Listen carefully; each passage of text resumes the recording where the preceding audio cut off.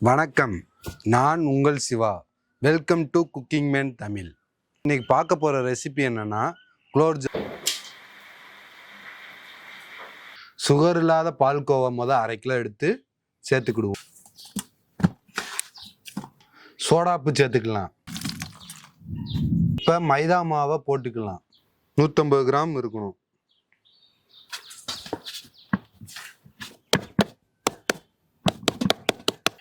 சீனி 2 கிலோ சேர்த்துக்கிடுவோம்.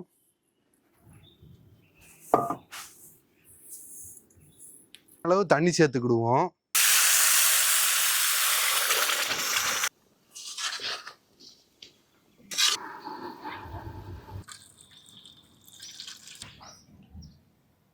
தேவையான உருண்டையை சைஸ் பண்ணி எடுத்துக்கலாம். இது வச்சு உருட்டணும். பால் இந்த அளவுக்கு வரும். இப்போ தேவையான உருண்டைகள் பிடிச்சு முடிச்சாச்சு. வாங்க, இருந்து ஒரு 65 உருண்டை கிடைக்கும். தேவையான அளவு எண்ணெயை ஊற்றிக்கலாம். நாட்டு சக்கு கடல் எண்ணெய்ப்பா.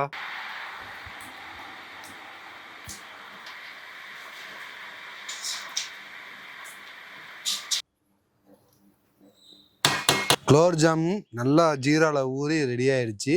வாங்க சாப்பிட்டு பார்த்துருவோம்.